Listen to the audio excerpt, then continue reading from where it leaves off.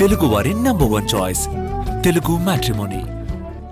మొంతా తుఫాన్ ప్రభావంతో ఉమ్మడి పశ్చిమ గోదావరి జిల్లా వ్యాప్తంగా ఈదురుగాలులతో కూడిన వర్షం కురుస్తుంది. పేరుపాలెం బీచ్ ప్రాంతంలో పర్యాటకులు ఎవరూ రాకుండా అధికారులు చర్యలు తీసుకుంటున్నారు. మొగల్తూరు మండలంలోని తీర ప్రాంత ప్రజలను పునరావాస కేంద్రాలకు తరలించేందుకు ఏర్పాట్లు చేశారు. ఎలాంటి పరిస్థితినైనా ఎదుర్కొనేందుకు ఎన్డీఆర్ఎఫ్ బృందాలతో పాటు పోలీసు, రెవెన్యూ, ఇతర శాఖల అధికారులను సిద్ధంగా ఉంచారు.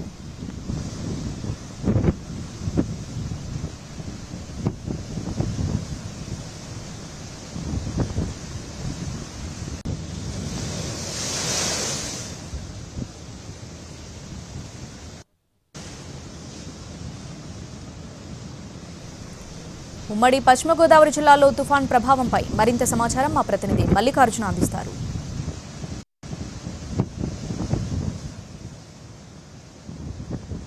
మౌంతా తుఫాను ప్రభావంతో పశ్చిమ గోదావరి జిల్లాలో చిరుజల్లులతో పాటు ఈదురుగాలులు భారీగా వస్తున్నాయి.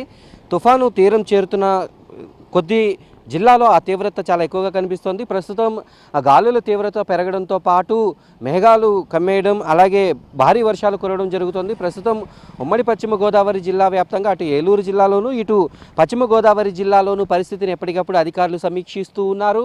ముఖ్యంగా నర్సాపురం తీర ప్రాంతంలో ఏదైతే పశ్చిమ గోదావరి జిల్లా కలెక్టర్ ఎప్పటికప్పుడు అక్కడ పరిస్థితిని పర్యవేక్షిస్తూ ప్రస్తుతం అక్కడ పునరావాస కేంద్రాలను కూడా 15 పునరావాస కేంద్రాలను ఏర్పాటు చేశారు. పెదమైన వానిలంక, అలాగే చిన్నమైన వానిలంక, మొగల్తూరు గ్రామాలన్నీ కూడా తీరం సమీపంలో ఉంటాయి.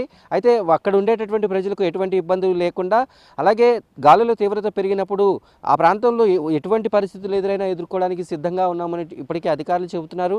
తీరం దాటడానికి ఆ తుఫాను దూసుకొస్తున్న క్షణంలో పశ్చిమ గోదావరి జిల్లా వ్యాప్తంగా గాలులు ఏ రకంగా వీస్తున్నాయి అనేది మనం ఇప్పుడు చూస్తున్నాం. అలాగే పంట పొలాలు కూడా ఒరిగిపోతున్నటువంటి పరిస్థితి, అలాగే పెద్ద పెద్ద చెట్లు కూడా ఆ గాలి తీవ్రతకు కూలే పరిస్థితి కనిపిస్తోంది. అలాగే తీవ్రత పెరుగుతున్న కొద్దీ ఇంకా గాలుల తీవ్రత 100 నుంచి 120 కిలోమీటర్ల వరకు కూడా వెళ్ళే అవకాశాలు ఉన్న నేపథ్యంలో చెట్లు కూలడం, కరెంటు పోల్స్ పడిపోవడం, అలాగే ఇళ్లపైన ఉండేటటువంటి రేకులు ఎగిరిపోవడం, శిథిలావస్థలో ఉన్నటువంటి ఇళ్లు కూలిపోవడం వంటి పరిస్థితులు ఏర్పడతాయి. ఈ నేపథ్యంలో అలాంటి ఇళ్లలో ఉండకుండా ప్రజలు పునరావాస కేంద్రాలకు రావాలని అధికారులు ఇప్పటికీ సూచిస్తున్నారు. ఈరోజు కూడా స్కూల్కి సెలవు ప్రకటించడంతో కొంత విద్యార్థులకు ఉపశమనం. అయితే రెవెన్యూ, ఇతర శాఖల అధికారులందరూ కూడా ప్రజలకు సహాయక చర్యలు అందించాలి అనేటటువంటి నేపథ్యంలో ప్రతి ఒక్కరు కూడా సేవాగుణంతో పనిచేయాలనేటటువంటి విషయాన్ని ఇప్పటికే కలెక్టర్లు స్పష్టం చేశారు. అటు ఏలూరు జిల్లా కలెక్టర్ వేట్రి సెల్వితో పాటు ఇటు పశ్చిమ గోదావరి జిల్లా కలెక్టర్ నాగరాణి కూడా పరిస్థితిని ఎప్పటికప్పుడు సమీక్షిస్తూ ఉన్నారు.